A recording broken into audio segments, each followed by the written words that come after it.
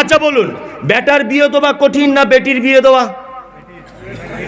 হ্যাঁ, এই আপনার টুপিটা দাম তো, আর আপনি আমারটা নেন। খুব গরম লাগছে। ওই টুপিটা একটা পীরের দরবার থেকে কিনেছি তো, ওই জন্য ওর প্রতি একটা মহাব্বত আলাদা আসে। হুমায়ুন কবিরেরটাই নেই। রাগ করলো নাকি ভাই? ও রাগ করেনি।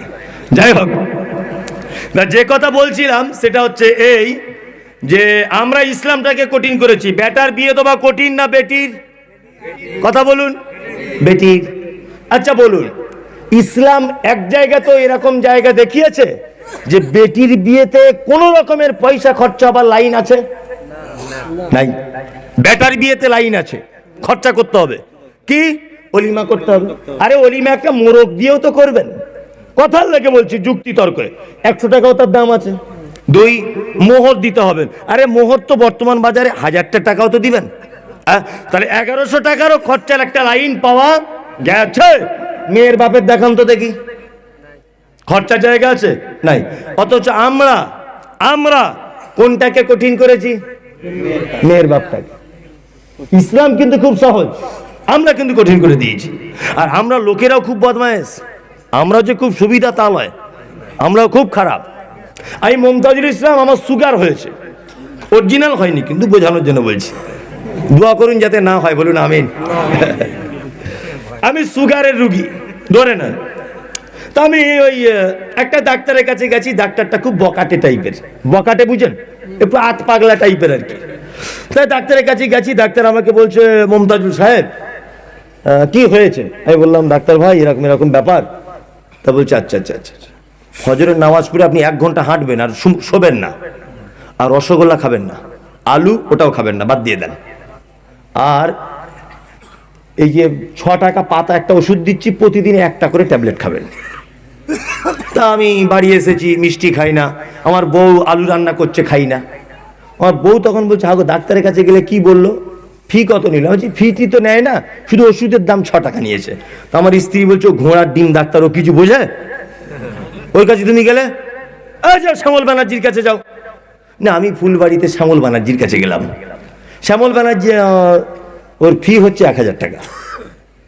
তা 1000 টাকা ফি। শ্যামল ব্যানার্জি আমার হাতটা ধরে বলছে, মনীষা মারাত্মক ব্যাপার।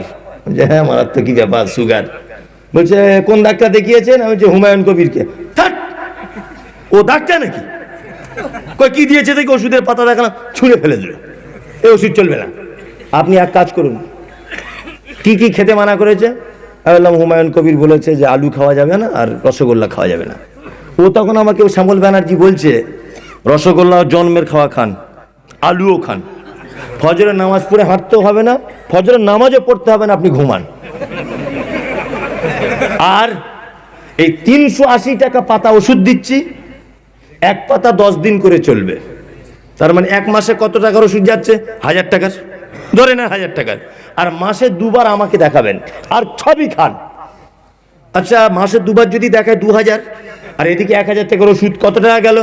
3000। আচ্ছা বলুন তো, আপনাদের দৃষ্টিতে বিচার করতে দিলাম একটা কথার, দুটো ডাক্তারের মধ্যে আপনাকে বাঁচাবার সহজ পদ্ধতি এবং বাঁচাবার চেষ্টা করেছে কোন ডাক্তার? হ্যাঁ, প্রথম ডাক্তারটা, তাই না? অথচ আমরা বলি কি, ও বকাটে ডাক্তার। হ্যাঁ, তাই না? এবার আপনারা ইমানদারির সঙ্গে বলবেন, আমরা সাধারণত ভালো বলি কোন ডাক্তারকে? এটা বলুন। যে 1000 টাকা ফি, জন্মের খাওয়া খাও, 300 টাকা পাতা ওষুধ খাও, আমরা বলি এই ডাক্তার ভালো, কিন্তু এ আমাকে মরার লাইন করে দিচ্ছে, তাই না? হ্যাঁ, তা আমরা বলছি ওই হুজুর ভালো। গরিব বাবা, বাপ মরে গেছে, দেখ গরু জবাই করতে নিষেধ করছে। এই মমতাজুল কত বড় বদমায়েশ লোক, আমাকে বলছে এ কিছুই জানে না, রাজমিস্ত্রি কাজ করে। ভালো করে বুঝবে। আর ও যে 4টে গরু করার কথা সমর্থন করেছে, বলছে উরি বাবা, এ তো জাদরেল হুজুর, সাংঘাতিক ব্যাপার। রমজান মাসে মসজিদে তারাবি পড়াতে ছেলে রেখেছে, তো একজনা কিরাত করছে এরকম করে, আলহামদুলিল্লাহি রাব্বিল আলামিন আর রহমানির রহিম, আস্তে আস্তে আস্তে আস্তে করে। তা মুসল্লিরা বলছি, কি হাফেজে বের করে কে? তারাবি পড়া, এ কোরআন পড়া হলো? এ হাফেজ না ঘোড়ার ডিম? পাল্টা। আর একজন এসেছে, এসে বলছে আলহামদুলিল্লাহ জলিন, সাংঘাতিক মাল। সবাই এই হচ্ছে হাফেজ রে, অরিজিনাল, তাই না? আচ্ছা বলুন তো, দুজনের মধ্যে অরিজিনাল কে? আগেরটা। আমরা অরিজিনাল বলি কাকে? পরেরটা। আমরা নিজেদেরই ভালো মন্দটা বুঝি না, যে কে আপনাকে বাঁচাবার চেষ্টা করছে, কে মারার চেষ্টা করছে, আমরা নিজেদেরটাই বুঝি না। বুঝি না। আশ্চর্য ব্যাপার। আল্লাহ তাআলা বলছেন ওয়ামিলুস সলিহাত, যারা নেক কাজ করে। কি কাজ? নেক কাজ। তার মানে বুঝে নিতে হবে সব কাজ নেক কাজ নয়। আপনাকে আমি একটা উদাহরণ সব জায়গায় দিই, আজকে একটা জিনিস দিয়ে বলি। আল্লাহ তাআলা পবিত্র আল কোরআনের ভিতরে একটা কথা বলছেন, কি? মা তাকুমুর রাসূল ফাখুযুহু ওয়া মা নাহাকুম আনহু ফান্তাহু। আমার নবী যেটা দেয় ওটা গ্রহণ করো, আমার নবী যেটা নিষেধ করে ওটাকে বাতিল করে দাও। এক। তাহলে আমরা কারটা গ্রহণ করব, কারটা বাতিল করব? দুটোই নবীর। নবী যেটা নিষেধ করেছে বাতিল, নবী যেটা দিয়েছেন সেটা করতে হবেই, তাই তো? এইবার আপনাকে নবীর আর হুজুরের ডিফারেন্স দেখাচ্ছি। হুজুর আর বর্তমান জিলাপি হুজুর আর আল্লাহর নবীর একটা ডিফারেন্স আপনাকে দেখাই।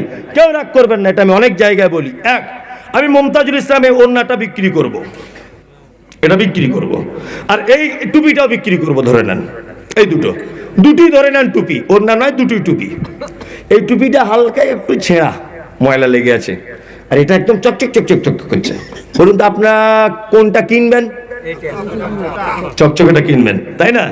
এবার বলুন, এই আমি হজ করতে গিয়েছিলাম গত 2022 সালে, যাইনি কিন্তু, বোঝানোর জন্য বলছি।